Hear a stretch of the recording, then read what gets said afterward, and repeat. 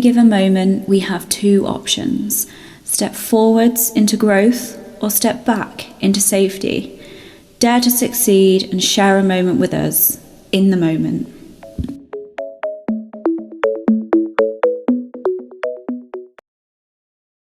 Oh, happy Sunday. Today is Sunday, isn't it? Yeah, all day. All day. All day Sunday. You've had a busy Sunday, haven't you? Oh, don't. It has. It's been, honestly, like, I always used to have Sundays as like a day just for me, because like every other day of the week I'd be like on my laptop or doing some sort of work. And then like Sundays I was like, do you know what? I need at least one day where I can just catch up on like housework, this and that. But no, today has not been that at all. I still not put the washing on. Oh, it's on my list though. I'll get there. I will. I promise. Sure you will. Yeah. So here we are. How are you today? Yeah, I'm hurting. I'm hurting from the gym. You're Um, sore. yeah, and I think I'm gonna have to rein myself back in a bit Yeah. because I'm You just get too carried incredibly away. swollen. Like the swelling is just not shifting, and I can't wear my support bra or corset at the minute just because I've got like a sore that they both rub on. Hmm.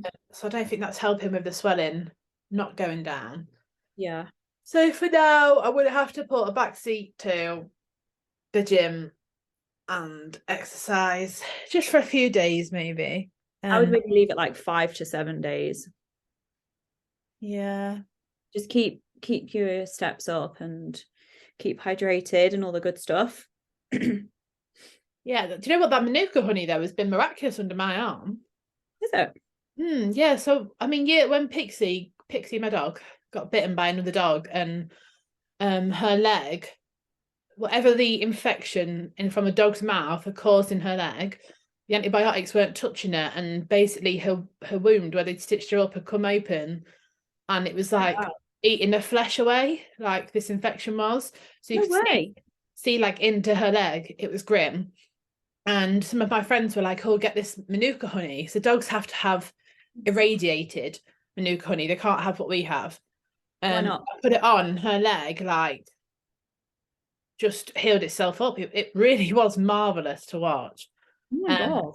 so I've bought some stuff that's proper medical anti like septic one for under my arm. So under my arm, like where the incisions meet, like at the crossroads, I've got like I'd say it's a hole. It's just a circle that's slightly deep, not really deep, but it needs to heal from the inside out.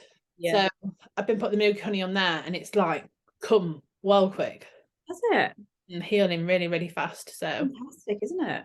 yeah, but really, it was like 30 quid for a poxy tube though, but it was worth it to heal. So yeah. So, Vikki, what was it that made you choose me? Um, Yeah, no, Not even about that, is it? It's not even about like choosing me, but like, what was it that attracted you to whatever I was putting out there? Because obviously you would have been following other coaches and other PTs and stuff at the same time. So I wasn't really. no, No. And I can't even remember with you. Were you just on my Instagram anyway? Or I don't know. no, I don't know because I don't ever remember clicking follow within that period of time. So Hmm. whether you were just on there because obviously we knew each other from childhood, and then maybe when I first set Instagram up, I just naturally followed you. Yeah. Um, I don't really know, but I guess I guess how this sounds so hippie, how the universe works. Iffy. It does. It just sounds so like Psychedelic. um yeah, how the universe works. Like I wasn't looking. I don't think I followed many coaches, especially online coaches then. It was Mm, more PTs that I knew from the gyms that I'd been to. yeah. I it was purely that competition you did, which is weird because it's very rare I enter any competitions Isn't anyway. it? Yeah, I know like people do loads on Instagram. I entered one yesterday for photography for a photo shoot because Yeah. that's something that's in my mind. So I just wanted to save money. Yeah. But anything other than that, like, no, I No. don't know all the foodie ones and loads. I just don't enter them. So for me to even enter was A big unusual and thing. out of character. Yeah. It's So almost like it was just the universe telling you that you needed to enter this one. yeah, and when I first even started on this journey, it was my friend's Facebook story that I clicked on that the like personal trainer that I went with had a 5-day free kickstart that I even knew that it existed and went Yeah. down that path, but I didn't even click on people's stories then. So I've never really been into social media, which is people wouldn't believe now, but I absolutely have never been into it whatsoever. I've never been one to follow celebrities or people with influencers. Like, it's just not me. I've never been bothered. No. So the only reason I got Instagram or actively started using Instagram was so I could tag my previous coach in my stories. That was it. Really? Yeah. Yeah. I already had an account I must have made years ago when I was a kid, but I'd never used it because I had Facebook and that was it. Yeah. And my mum uses my Facebook anyway. So it's some I don't really use now because mum is on my messenger. She's crocheting stuff and messaging people. She posts as if it's me. Like Yeah. mum's just made these chick covers and then it's her typing it, not me. What, even now? Yeah, so now she'll post things on my Facebook as if it's me, but it's her. Really? Yeah. And I've had like loads of guys like message me and stuff on Messenger, you know, when they're trying the look, and mum will be like, "Oh, such and such has messaged you." Oh my God, that's amazing. I never knew that. Yeah, like honestly, she's terrible. I remember once when I went on holiday to Spain, she had typed on my status, "Have a safe trip, love you, mum," or something like that. Oh, And I was like, "This is so embarrassing." She has no idea what she's doing. that's amazing. Yeah. What was I gonna say? I was gonna say something. Oh yeah, so when you'd mentioned about the only reason you'd started social media was so you could tag your coach and stuff, like was that your decision or was that something that your coach had mentioned at the time? I Or think like it asked was, you to do? yeah. So it was an ask of like, not an ask. I don't really know what you call it, but um, at the end of sort of our weekly lives and or at the start, he'd say, you know, if you take any value from anything, like share it with your friends or whatever like that. Hmm. So, and then like the more the word goes out, the more people he could help. That sort of vibe. Yeah. And I guess for me, because I was so big and I I put this is completely my fault. I just said to you we weren't going to talk about this, and here we are. I put that coach on a pedestal Okay. as if they were like an oracle. And I think they probably knew that, if I'm honest. And then I think that because I felt like, even though I was paying, I felt like I owed them all the time. I felt like I was in debt. So I guess Really? Where me do you think paying, that comes from? well, I mean, there's a lot you could say. It can be that it could be to do with the fact that nobody else had helped me and I felt like someone was finally listening and hearing me. It could be their use of language and how that's projected. Mm-hmm. Um yeah, so it could be a multitude of different things. Yeah. But it created the sense in me that I almost had a debt. And I see that in other people now, not necessarily with just that coach, but with other coaches Yeah. who are on the larger scale, because no one to get that big, like they called it oh, I can't remember. Like it's like a disorder. It's not as simple as like to get that big, you've gone through something and you felt so left out, so unheard, unseen. You know, generally your identity is absolutely shot. There is no self-worth. There is, you know, so much going on to create that level of obesity. Whether that person is aware of that or not, but in a general scale, that is the case. So when someone takes a person, and this maybe not necessarily someone who is like morbidly obese, but someone who is so low in confidence and self-esteem when they come, that person, then if the coach becomes invested in them and they feel like the only person that understands them is that coach, Yeah. it creates a very unhealthy bond. But do you think that's down to the coaching method? No, I think it's probably partly that, but I think there's responsibility on both sides, that the person that's larger has the responsibility to become aware of what traits in them are creating that bond. So I have to evaluate in myself what parts of me were being so unmet that I allowed that bond to happen. And there has to be parts in the person who's forming that bond to understand why they create codependency. And so that's the part on both sides. There has to be acknowledgement on both sides. I think I don't know if this is just my style and the way I would go about it. Obviously, everybody's slightly different, but for me, I would almost take it upon myself, like it's my responsibility to try and understand my client and understand like their way of thinking and this and that, like exactly what you were describing. So what are your thoughts on that? Yeah, that is a role of a good coach, because the coaching has to be person centered. Yeah. So, of course, you need to understand where your client's coming from and how things are.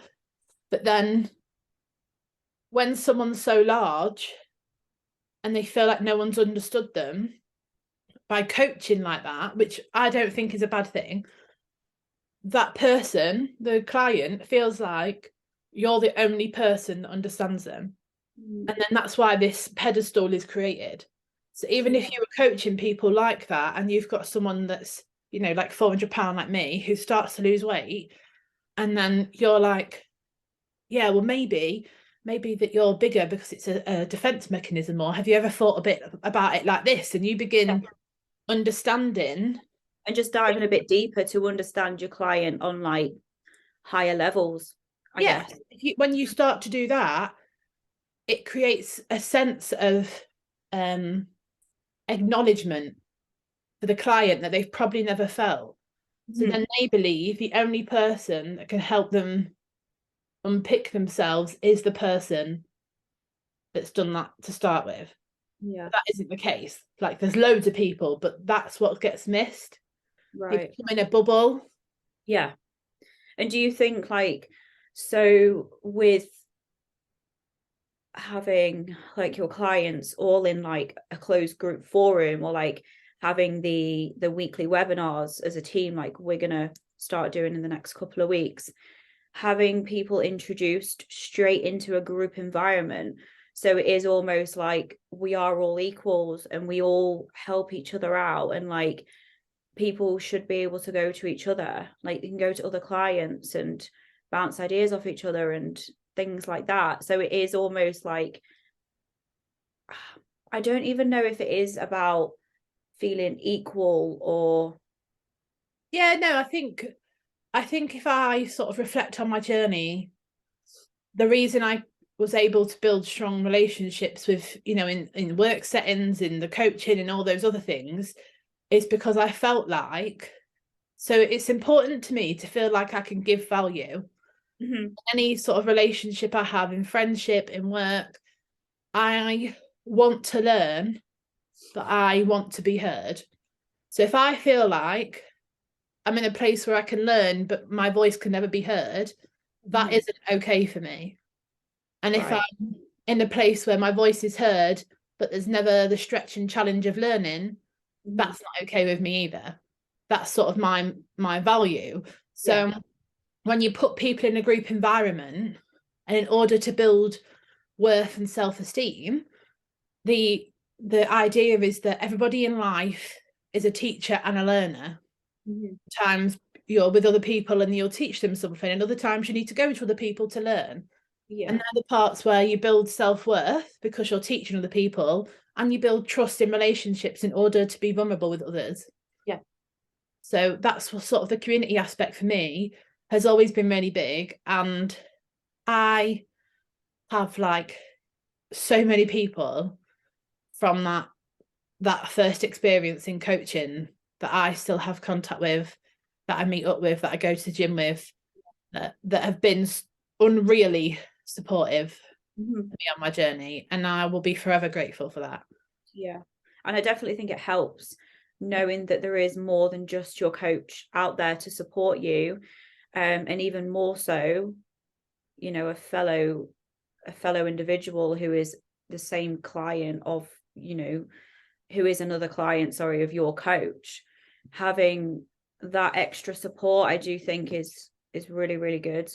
And I think as well, if people become part of a team of individuals that are actively trying to push themselves and be better, you know, they're going to have that accountability, and I think it's going to push them on a little bit more as well, because, you know, having the accountability, they're not going to be like, oh, you know, I won't do that because how's it going to look? I think that's Yeah, how I think anyway. yeah, I understand that. I do, yeah, yeah, no, I do agree. I think I think I struggled with the accountability of leaving as well. There's a lot of guilt associated with leaving, which is a funny thing, isn't it? Because guilt would mean you've done something wrong. Like Yeah, to experience exactly. guilt, that would mean I was done something wrong. Yeah, yeah, no, I get that.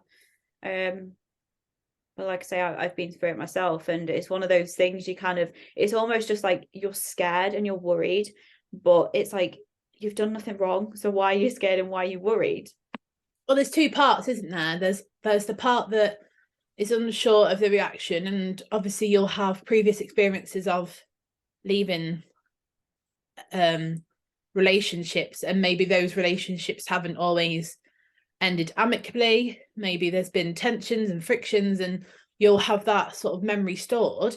And equally, there's the part in us with the self-doubt and worth that if you leave, what does your life look like? Are you strong enough to maintain what you've been taught, or are you going to go back?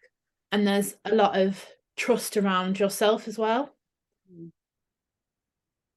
Yeah, it's very interesting.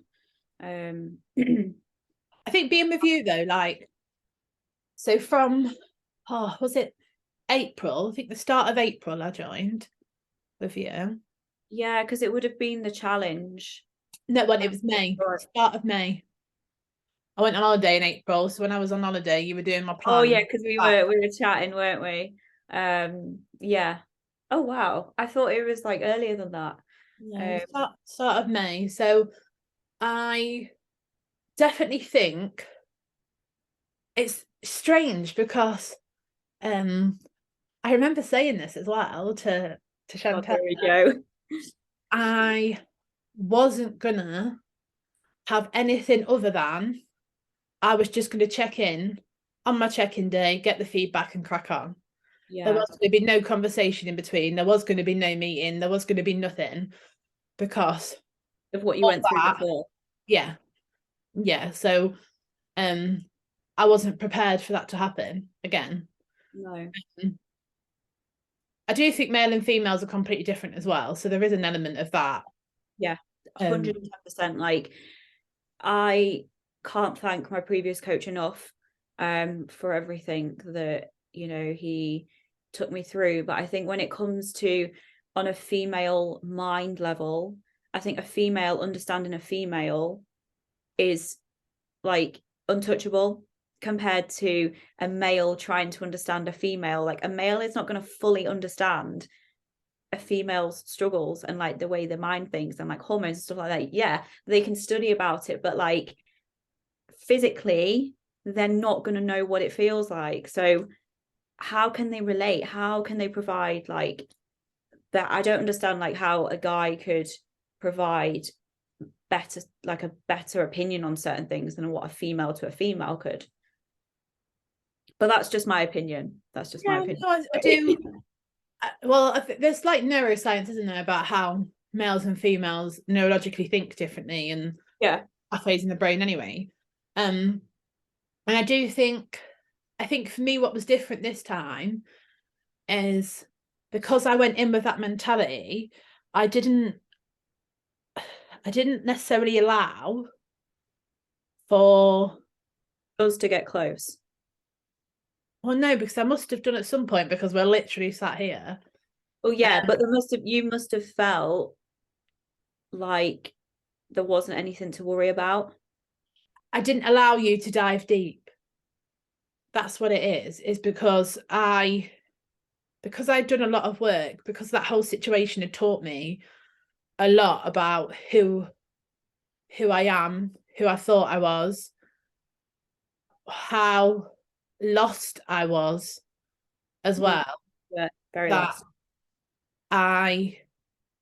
Yes, and yeah, and I guess within that being lost, I this sounds crazy. I honestly was losing the essence of who I am.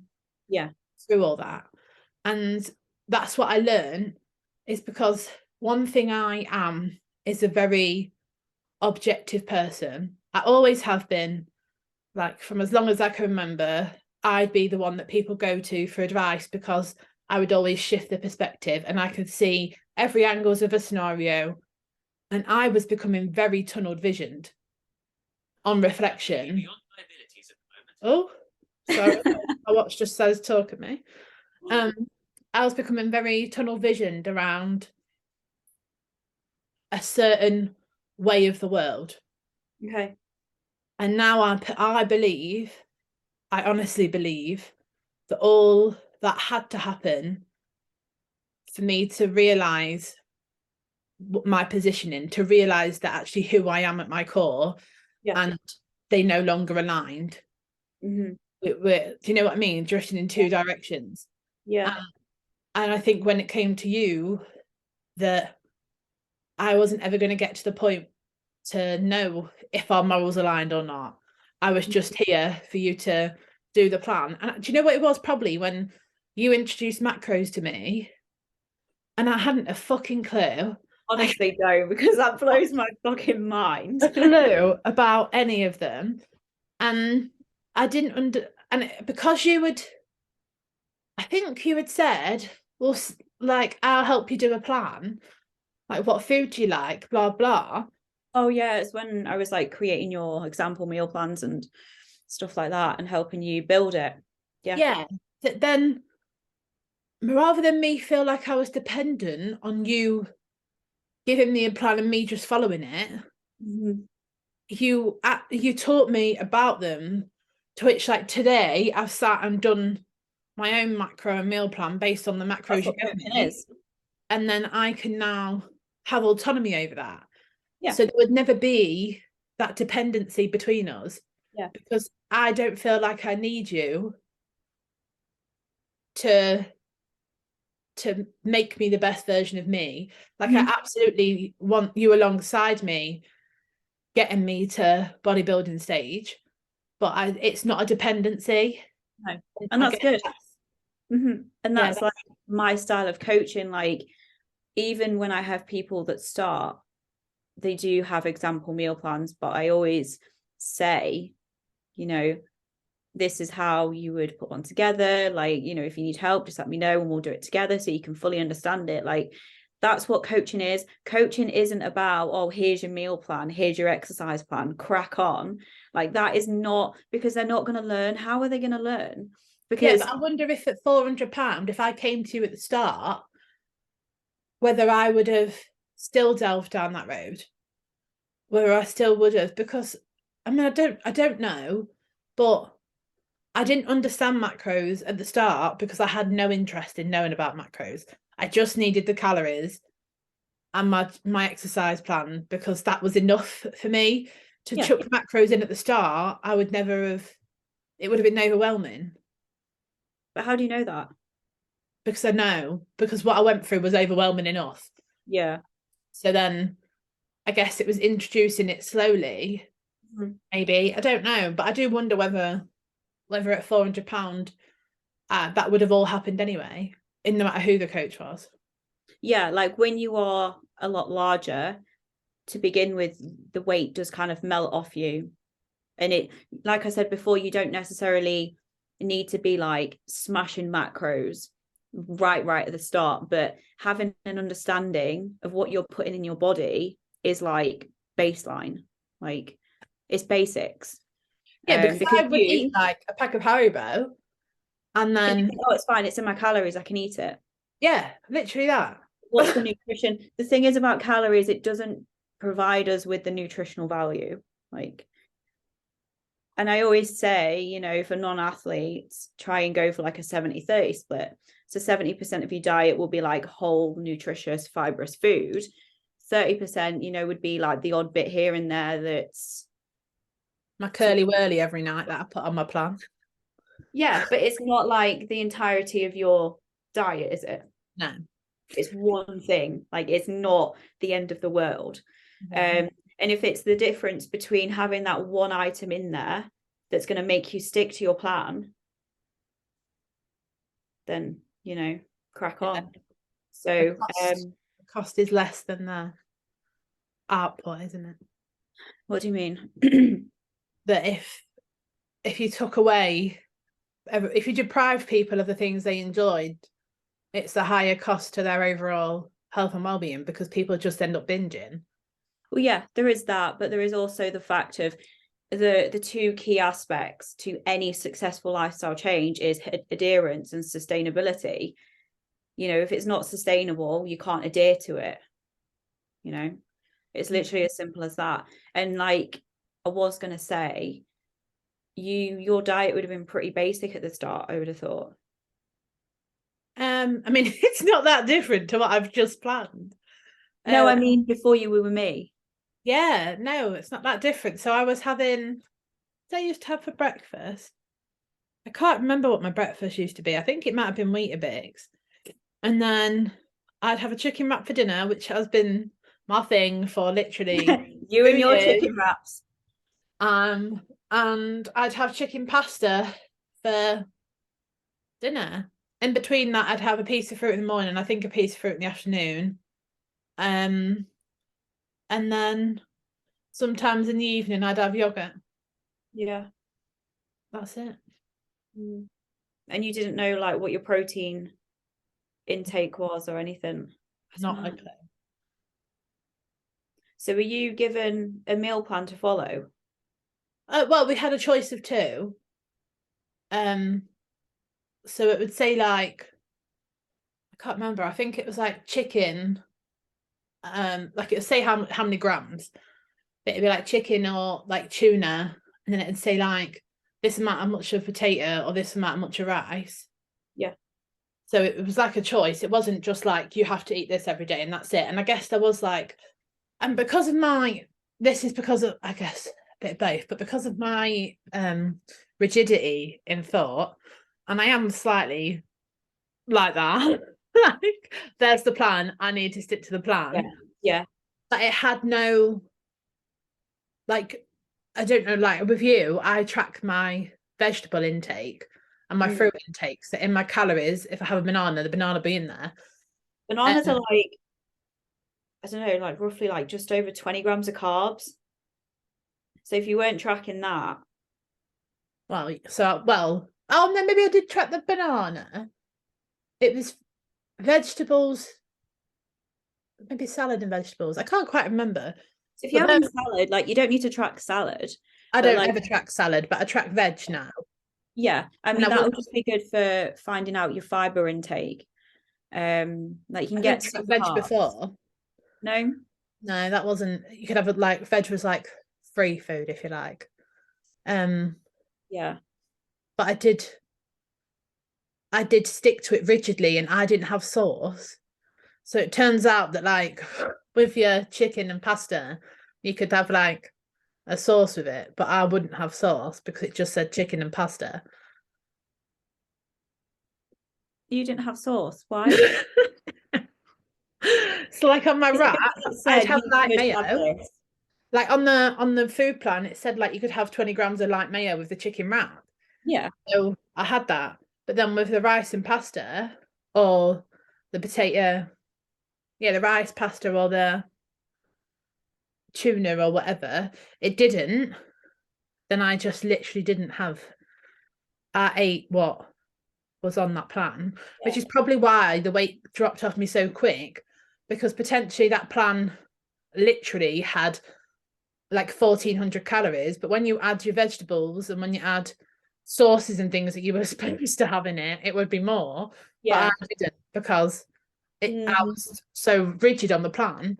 yeah, So yeah, I guess that part of that was my oversight. And it must have been months, months on like one of the live workshop things that someone said something about veg, and then the coach piped up and was like, "Oh, you can have like veg is not accounted for," and I was like, "Oh, I didn't know that. I what was going on? I've been tracking my veg, and at the start I was. It was only after and I realised you could yeah. that tracking. So I was sticking within at at a push. I was at 1,700 calories at 400 pound at a push, Mad. and it didn't even feel hard. And there would be I'd go to work and there would be like cakes and sweets and ice lollies, and they'd have like takeaway pizzas, and I'd do like 13-hour shifts in that environment. Yeah. You But I know, think when you're so like tunnel vision and like you're seeing progress and you're noticing like the fact that you're feeling better and you've got more energy, like, and knowing that potentially eating that food is going to be detrimental, like that's enough to put you off, in my opinion, anyway. yeah, I didn't look and think that food's bad for me. I just didn't look at it, and I just wasn't bothered. Yeah. Didn't miss it. And even like now, when I love the fact that you're doing your nails. So my gel has chipped like the tiniest bit, and I'm like, I swear to God, I don't want this to break. So Even now, when I have like days where I don't eat on plan, yeah, sometimes I'll buy food and then I'll eat it and then I literally don't like it. I've realised through this whole process that I genuinely don't like chips unless they're McCain lighter ones. I they're the really ones enjoy. I They're, used to put them in. they're very nice. They're But the on thin the ones, whole, aren't they? then Thin ones. thick ones. Oh, you got thick ones. You can get thin or fat. Oh, I only saw the fat ones. Oh, It just obviously called to me like the sea in Moana. yeah.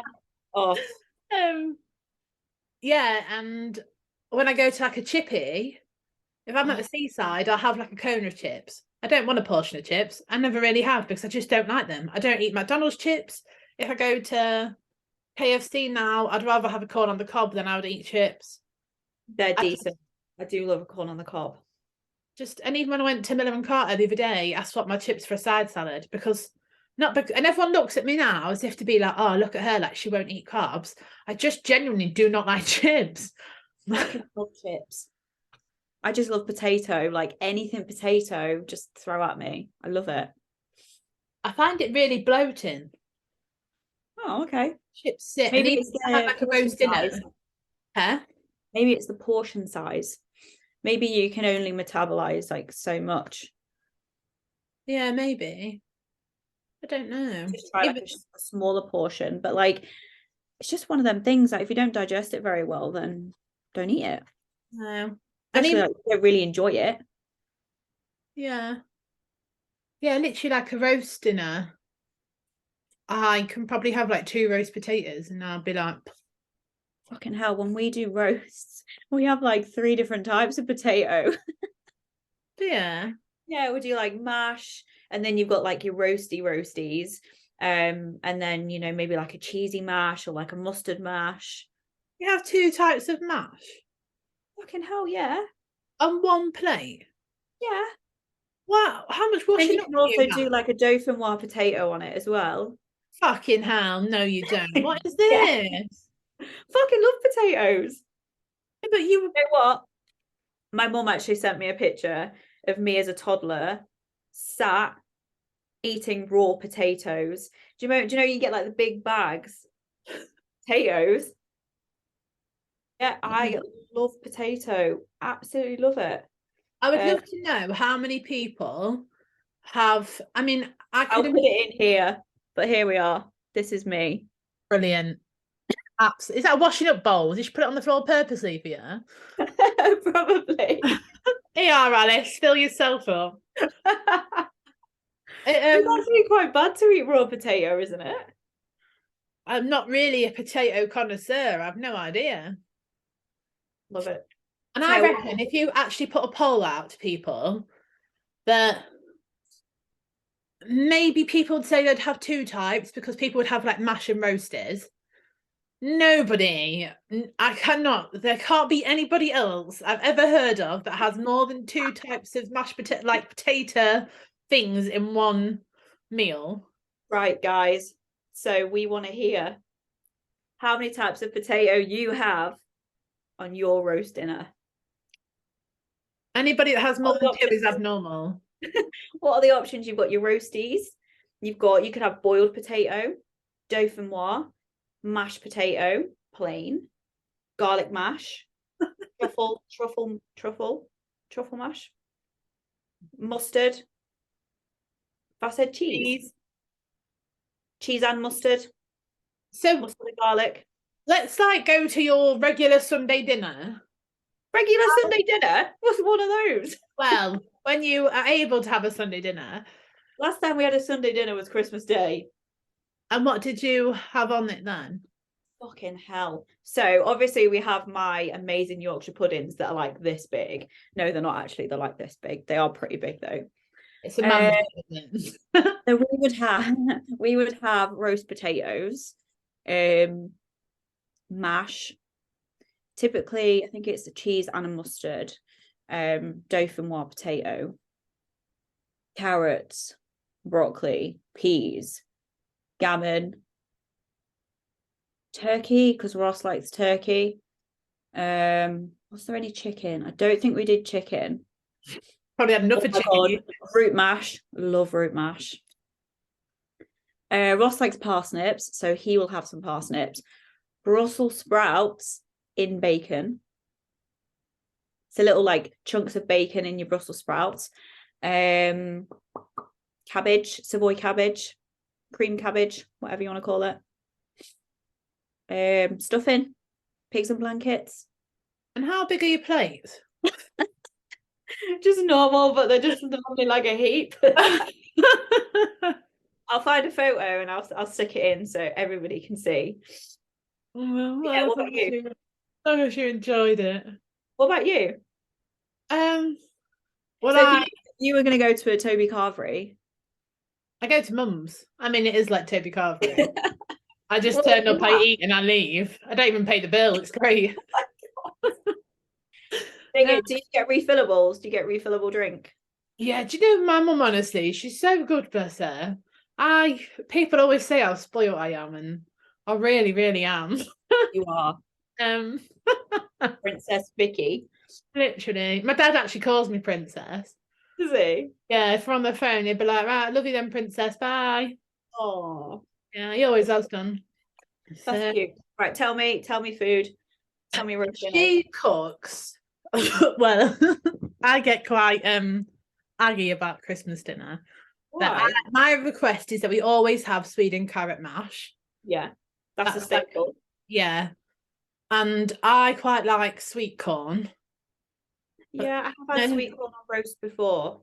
Nobody else does. And I love bread sauce. That So they're like the three things I'm always like, have you got? Have you got?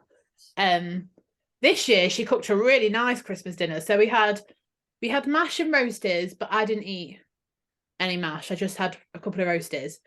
Um, Stuffing like sausage meat stuffing balls, Mhm. pigs in blankets, Yorkshire puddings. Um, we normally have broccoli because no one likes cauliflower. Oh my god, cauliflower cheese. I forgot cauliflower cheese. um, We have that as well. so we'd have like peas and sweet corn together.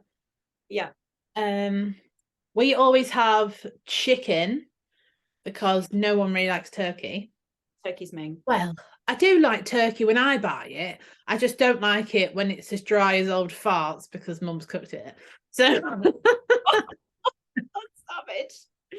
Like a yeah, frisbee. you should. Do you know what I said to her?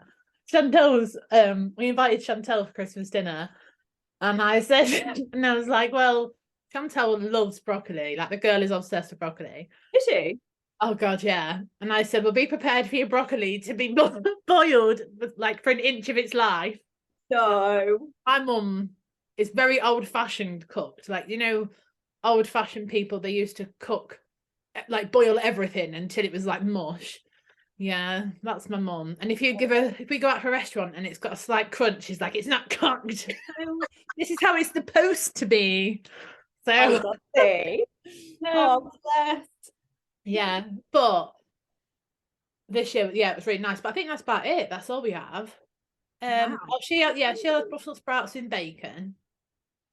And then what happens is she's learned this little trick now. It's a bit late in life, we're all a bit older, but she cooks everything up, puts them in tin foil trays, shoves them back in the oven, so then she can do half the washing up before like we have dinner. She puts all the tin foil trays on the table so we help ourselves because mum's Yeah. portion control is just out of control. Is it? Oh my god, if I say, yeah, I'll have a little one, fuck me. There It'll is be like a like, mountain. yeah, the Himalayas appear on my plate. And I look at it and I said, because Chantel was coming and obviously she's like tiny compared to us, Chantel's portion size is going to be substantially less than what we could eat. Yeah. I didn't want mum to put loads on Chantel's plate and then Chantel feel overwhelmed. Yeah. Yeah, so she didn't like that. And then after dinner, I normally walk the dogs while mum washes all the rest of the pots. And then we come back and she's like, she serves us pudding, she gets us drinks. She like, honestly, she's just my like waitress. When I was recovering from surgery, I'd lay there on the chair, that lady, that lady muck, and I'd be like, oh, and she'd be No. like, what's the matter? And I'd be like, I just really want a drink, but I can't get up. And then she'd stop her crocheting, she'd put everything down, get up out Bless of her. the chair, go and get me a drink. And then she'd be like, anything else, Your Highness? Well, actually, yeah, I would really like. Milking it. Yeah, she's such a good egg. She deserves a gold medal. Yeah, and she does. My mum honestly sits there and crochets all day, sat in front of that telly. Yeah, that's all she does. Just crochet. Very simple life. Crochet is one of the things that I could never take my hand to. Like I can sew, I can knit, but crochet, I just can't. She learnt off YouTube. Did she? Absolutely, the stuff that she makes now is unreal. It's phenomenal what she does. Did And she she sell it? just adopts patterns that she's found on the internet and makes like a Sonic the Hedgehog, and she's made Moana and No oh, way. loads of crazy things. Yeah, she's just started doing these Easter baskets with personalised names on. They look dead cool. But yeah, she charges pittance, absolute pittance. But it's just a hobby. Yeah. Yeah, like it's just something to, after my What about stepdad the money? passed away, obviously there was a big void. We used to have arguments because mum has always been like very giving in that way, and she would obviously plate dinner up and stuff and then give my stepdad Rob his dinner. Yeah. And she put the salt and pepper on his dinner, and I used to be like, is his hands fucking broken? Can he not pick the salt and pepper up? And Rob always used to say to me, he used to say, when your husband basically sleeps with the woman next door, it's because you didn't put salt and pepper on his dinner. That's No, fucking hell. So and just Savage. how well my mum like looked after him. Yeah. So I think when obviously he passed away, there was a lot of time on Yeah. mum's hands. So she Yeah. turned to crocheting to keep herself busy. Amazing. Yeah. Yeah, that was a complete digress about our journey as well. But you know what? It's been quite insightful as to who I am as a person. A Oh prima yeah, donna, absolutely. absolute princess, never wanted Potato. potato hater. Yeah. Can't If you go had wrong. like a favorite food, would it be potato then? I think so, yeah. So someone said you had to live off potato your whole like rest of your life, you'd be okay with that? It'd have to be a specific type of potato. What, like a Maris Piper? Maris Pipers are good. No, it's the Albert. I think they're called Albert Bartlett's or something, but they're like the golden ones. They're kind of like blonde potatoes, so they're really sweet. Do you like sweet potato? Yeah, like I would eat sweet potato fries, but I wouldn't go and pick like a sweet potato. Okay. White potato, I say white, blonde potato all the time. Yeah, I'd rather have sweet potato than white potato. Oh yeah, I just love potato. It's just great. It's fantastic. Every time we've had like an event, so like after the truck pull, my go-to thing is for mum to make homemade lasagna. I That's what remember. I always want. So it's a good egg with our homemade chips and homemade lasagna on a nice platter with a What about garlic bread? tray. Garlic bread? uh, Because isn't that a staple with lasagna? Like yeah, cheese I can bread. take it or leave it really. I prefer What? so I prefer like M&S have like M&S. here I am. Yeah, M&S have like a in their frozen bit, but it's near the fresh bit of the bakery. They have like a single freezer, and in there they have like a big round bread that's garlic, like fresh bread with garlic in, or they have like a no, a baguette. But That yeah, they is it have a garlic is it in. a focaccia? I think that's what they're called. Have they Oh, got like little dimples in the top? no, no, Oh, it is literally a baguette that they've put the garlic in. oh no, what about the other thing you were talking about, the round thing? Oh, I don't know. I don't know I nothing think about. it's a focaccia. I I like the think baguette. So I'd have that one. Other than that, I can sort of leave garlic bread because oh, an M&S cheese bread. That. don't. Rio is like obsessed with these cheese rolls at the moment from Tesco. So was it yesterday? No, day before, I was like a meal behind and we were just about to go train. So I was like, carbs, not got time to make any rice. So I will have a cheese roll. Toasted it, and I swear to fucking God, it was incredible. Cheese roll, and you've had a hot cross bun this morning. Look at you with your breadiness. And I'm not really a bready person. I just think it's because my food is so low. I think your Um, potatoes are getting really jealous, actually. I had I had 200 grams of potato last yesterday in my second to last meal, and it's literally the potato is like this big, Oh. but it was still fantastic because it's potato. Is it quite sad? Enough, just not enough. One It's day. fine because I'm eating like loads of iceberg lettuce, so that's filling me up as well. Your Um, iceberg lettuce is like my rocket. rocket. I'll Oh sit and eat a bag of no, rocket. I love iceberg lettuce. It is so tasty. There's literally no taste to it whatsoever. What? Just water. Yeah, but it's sweet and crunchy. I And then you can't. put a shit ton of salt on it. I've got like 6 grams of salt that I need to eat every day, and that's a lot of salt. Don't salt make you hold water? To a certain degree, yeah, but like my output is really high at the moment, so I'm going to be sweating a lot. So I need to replace that sodium. Because they said to me after surgery to not really eat salt. Yeah, it does. Like if you go out for like an off-plan meal, the next day you're probably going to be a little bit inflamed because of the amount of Well, salt. we found that out, didn't we? After Miller and Yes. Carter, and I'm like, oh my God. Honestly, but yeah, so yeah, it can do, but like mine's calculated just with my output and stuff at the moment. So it's just the amount of sodium that I actually lose. I need to then replace it. So yeah. Do you think there's well, have you got any other questions about that you want to ask before we So obviously going off your past, I want to say past relationship with your previous coach, your first ever coach, you would have had a particular view on coaching and coaches. Now you've been with me for nearly a year. Would you say that perspective has changed? If so, how?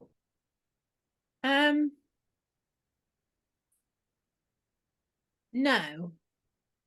So I think the coaching that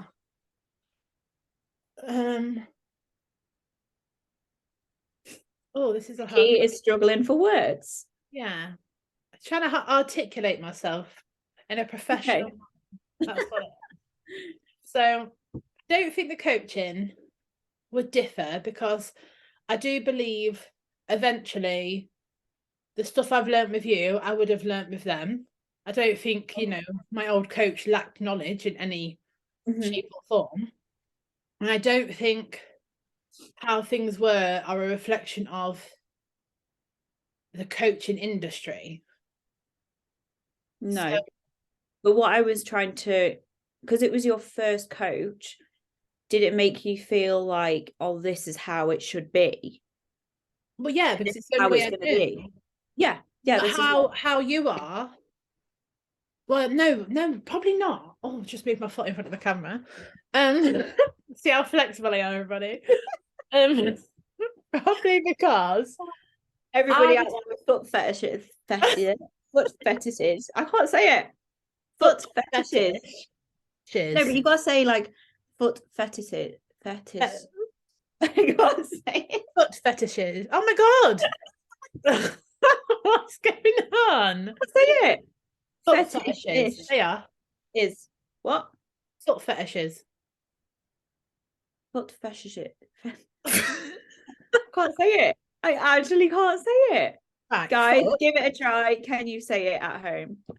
fetishes. Fetishes. Is that it? I think so. Foot fetishes. Foot fetishes. You're trying to say it with my accent then, weren't you? Foot fetishes. With no pronunciation in there whatsoever. Foot fetish. I can't say it. I literally Wow. can't say it. What is wrong with me? um yeah, so my perception of obviously when you're new and you don't know any different, and then of course I didn't see any wrong in any of that, but I probably was well aware that it wasn't a coach client relationship, that it was a friendship. So my expectation of how things were there wouldn't be how necessarily it'd be with a different coach, because I wouldn't allow the friendship. So I was aware that their ability as a coach and their ability as a friend aren't the same. Yeah. You can have value as a coach, and that sounds harsh, not really the latter, but that comes across really harsh. And how that would move into the next coaching relationship would be, you are my coach, I am the client. Yeah. Does that make more sense? I think so. I don't know. I can't compare my first experience to my experience with you because they're not comparable. I think, let me try and put it a different way. So when you came away from that experience, you were obviously worried and it almost put you off signing up with another coach. So you had these particular red flags, almost like, so you would have gone into, so coming to me, you would have been mindful that I would have been exactly the same. No, no. So I think that's the ability to differentiate. Yes, I had reservations around coaching, but that's because I had reservations around a coach's ability to hold a boundary.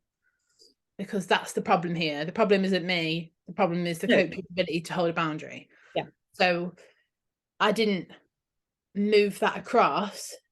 My hang-ups of everything that was going on was absolutely around people, not necessarily to do with the coach, because there was way more going on in that circumstance than just the coach. Yeah. No one can blame anything that happened on just them, just me, just other people. Like, there was a whole host of things at play. Yeah. And it would be unfair. And I was so acutely aware of that, that experience I didn't want to have a coach, because I just didn't want to be near anybody. Nobody in the world was safe at that point. Right. Even my closest friends, I completely withdrew from, because I lacked safety anywhere. So it wasn't to do with necessarily having a coach or not having a coach. It was people. Yeah. So how long after starting with me did you feel like you could start like opening up and being a bit more and just regaining you? Um, And like, was there a moment where you thought, do you know what, I actually feel safe with her? Not that you didn't feel safe before, but it was almost to the point where, like, do you think you felt? Well, I wasn't safe before. In hindsight, like, you can argue, and this is, I guess, what I learned as well.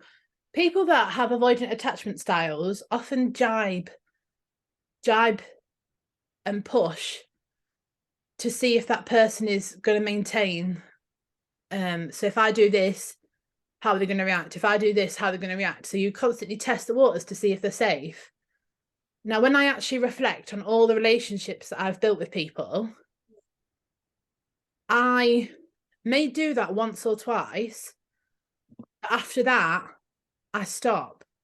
So the only reason I would have to keep going back is because they aren't presenting consistently. So if they're giving me a different reaction, or other things are going on that's making me question the sincerity, then I would keep pushing, and I would keep pushing, because I'm never actually safe. It's creating such insecurity in me that I'd have to push to see if I'm secure. Does that make sense? I think so, yeah. So I guess with you, I think when you taught me macros right at the start, I felt a bit of a light bulb go on, as if to be confused at why I didn't know that before. And then I felt like a sense of understanding as to why things had stopped. And then after that, when we started doing the truck pull stuff, I think it's the fact that I would say something about my training, and then you would respond and change. So that didn't really happen much. And that, like, I think and that you had gone away and done research into, like, how to get endurance for pulling the truck and what we needed to train at the gym in order to achieve that. Yeah, I guess because you were actively aligning the coaching with my goals, I felt more assured. I mean, at no point did I ever think I'd actually pull the truck. Did you think I'd pull the truck? Yeah. Did you? Yeah, absolutely. Like, why wouldn't you? It's fucking 40 ton. Well, I wasn't even going for that one. Yeah, I never thought I would. And then after that, well, just before we did that, and I was having a bit of a breakdown to you around that time, wasn't I? Mm. just before all that had happened, and I had said how triggering the truck pull and how triggering graduation was for me. It was kind of like an end of an era in a way, though, wasn't it? Yeah. And I guess even when I've That's been with you, like there's been so many times that everything that happened has affected me, that you've then had to have the consequence, that you've dealt with the consequence of previous coaching, I guess, as such, haven't you? yeah, that's I don't want to say that's my job, but like that's my responsibility. Is it though? Well, yeah, because it's you, isn't it? You know, it's things that you're struggling with. And me as a coach, me as a mentor, I need to be here to be able to coach you through anything. Oh yeah, but I guess that's the difference, isn't it? Because some, and this isn't a reflection of my coaching, this is a reflection of coaches that I've seen. Mhm. Um, some coaches don't necessarily cross that barrier, and that's the point. Yeah. Like in coaching, the boundary that actually that's all my shit. That's not yours. Like yours is to give me a plan, give me accountability, and that's it. So where does it cross? Hmm. But then, like, if somebody is coming to me for coaching, they want my help to make them a better person, not just in the gym, you know, just every day, like day to day. That's what it's just. I think this is just like my personal opinion. Obviously, other coaches are going to have different opinions. And I think there will be coaches out there that are very black and white, and they're just like, yeah, come to me. I'll look at your details, don't really want to get to know you that well, but here's your plan, crack on. Like there are coaches like that out there. But like for me, that's not the style of coach. That's not who I want to be as a coach. I want to be there for my client, regardless if it's, you know, gym related or, you know, just personal things, you know, like I want to be there for all of that. Um, so and I feel like how can you provide your client with the best service if you don't know like what's going on in their life, like, and if you don't know what they're struggling with or this and that, like I think it's really really important. And I think like for me as an athlete, having my coach who is so hands-on with anything, regardless of it's if it's like to do with the gym or my diet, or if it is literally just lifestyle things that I'm struggling with, I can go to her. So And that's that that's feeling, where you're drawing a boundary, is that there's lifestyle and then there's delving into somebody. There's delving into somebody's parts, yeah, and then there's helping someone with their current lifestyle. yeah, So what you do is support people in the here and now, and that's how the boundary is maintained. It's if you cross to supporting people with their past experiences or delving into past experiences that I guess the boundaries get crossed. yeah. So like the only like if somebody came to me, like for example you, you know, we've had multiple discussions before where things that you've struggled with in the past is bleeding into potentially things that we are or we had planned, then yeah, then I would want to talk to you a little bit more about it to provide you with like my advice to see if that can help. It's not going to be a case of I'm going to help you like I don't know, understand demons from something that happened like 10 years ago. But I mean, if it's something that's bleeding into your current like plan with me or like our goals, etc., then yeah, I am going to want to delve a little bit into it just to try and understand it to be able to help in any way I can. Mm. I find it hard because I agree that that is necessary, but I also think that's where the balance between the boundary and codependency can occur. Yeah. And that's like what I was thinking. But like with But you saying, I agree in order to help people, there has to be some level of deeper understanding of Absolutely. behaviours and Mhm. actions, and I absolutely agree. I I guess do it's also more say, about like, go on, sorry. it's more about you coaching in a way that they provide the answers themselves. So you would ask questions that would provoke thoughts for that person to Yeah, come so up it's with like cues, action. isn't it? It's like cueing them. Yeah, rather Yeah. than say to them, like rather than say like being fat is a defense mechanism, rather than say that, you would allow the other person, you'd allow the client to come up with that themselves. Yeah. Oh yeah, absolutely. Because like the way I think about certain things may not be how they're thinking about something. So if I was to say something and then it implants that thought into their mind, they might not have necessarily been thinking that before. Is that where the route you're trying to go down? Yeah. Yeah. Yeah. Yeah. Yeah. But yeah, like I do also say to like clients if they're like certain things, and if I know that there are like other clients that struggle with similar issues, I will say, well, you know, the option is there.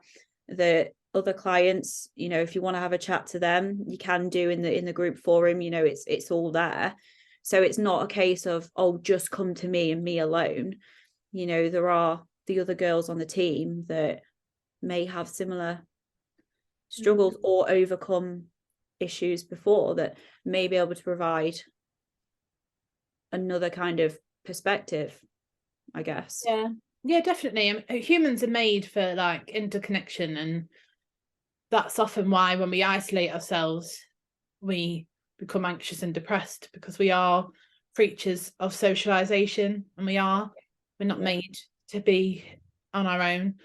Um, and we all have a basic need to be seen, heard, and understood.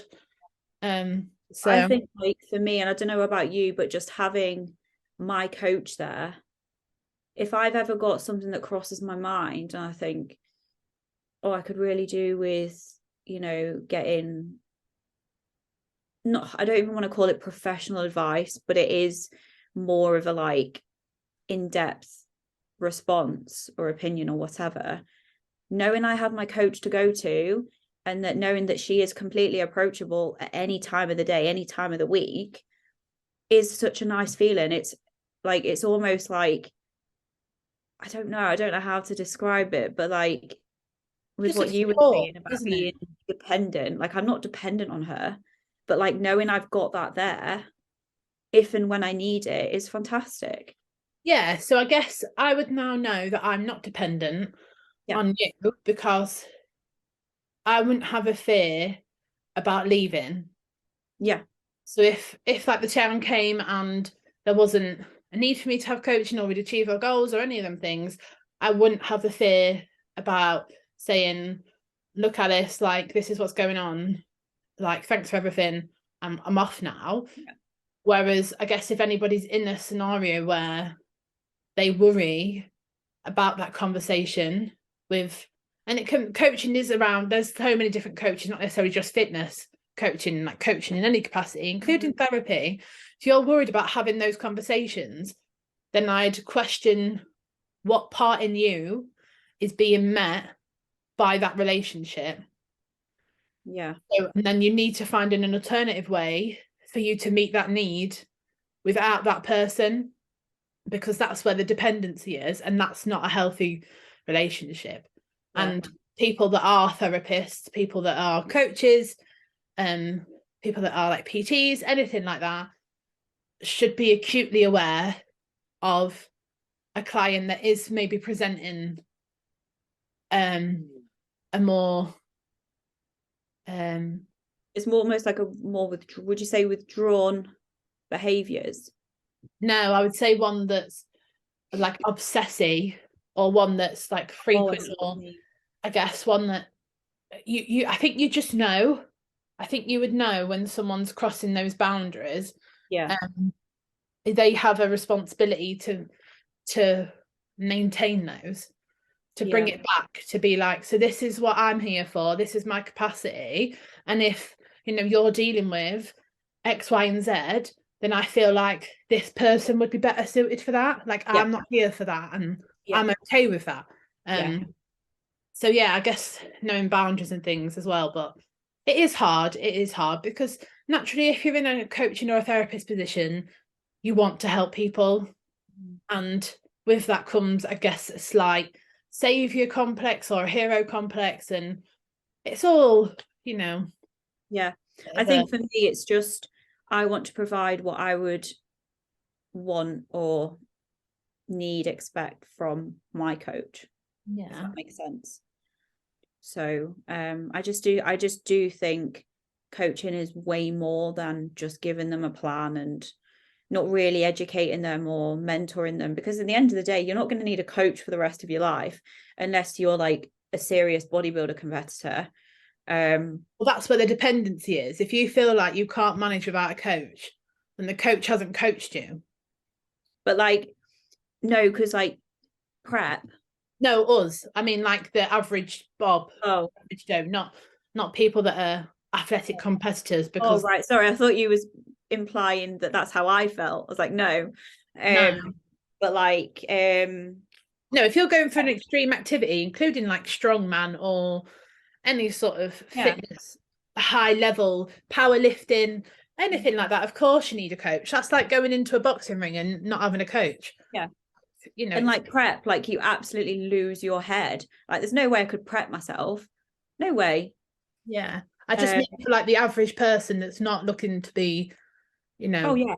And this is competitive. what I say. Like, I say it to everybody. Like, I'm not going to be somebody that if they're like, oh, I don't know how to put a meal plan together, I'm like, oh, it's fine, I'll do it. Like, no, you need to learn, because you need these skills to carry on, to take with you for the rest of your life. Like, you're not going to need me forever. Yeah. So There you go. Complete yeah. tangents and things today. I've got to go look at a car. Oh, I just bought a fantastic. car, but I'm not keen, so I'm gonna go look at a different car. Fantastic. No. Oh, that's exciting. Yeah, So, until episode 5, the yeah, next one. it will be. I think we should speak about coaching and Delve the into coaching. whole, yeah, and delve into it, like why we look for a coach, what to look out for, etc., etc.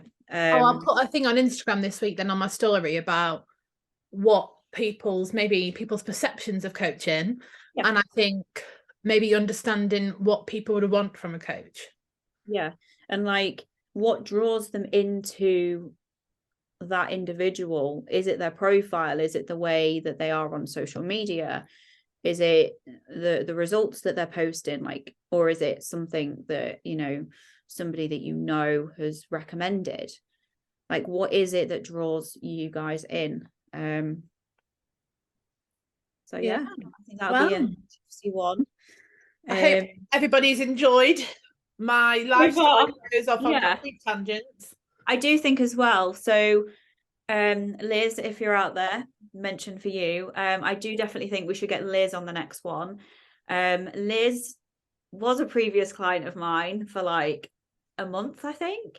And then she was like, I've got something to tell you. And I was like, oh my God, what? She was like, I'm pregnant. And I was like, oh my God, fantastic. But you know what? So I coached them for another couple of months. And then she went away, kind of did her own thing. Baby is due in the next like few weeks. So she will be coming back to my team with us April time, which I'm so excited about. But Liz is a PT, Liz is a coach.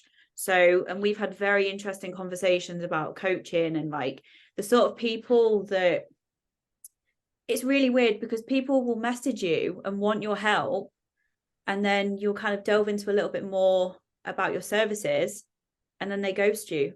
There's just nothing. Okay. And that happens regularly. And obviously, this is something that Liz has experienced as well. So I think if we get her on as well, all three of us, we're all coaches in some kind of industry. So I think it would be a really interesting talk. Yeah, sounds good. Yeah. If anybody's took any value from our absolute rambles, One thing we haven't spoken about arse problems or Oh shit. my God, we made it. We actually made it. Do you know what, everybody? You are welcome. No arse problems here today, guys. Um, yeah, so if you take any value, then please, like, share, let others know. That would be Yes. grand. So Yeah. Well, thanks for having us today, guys. until next time. Next time.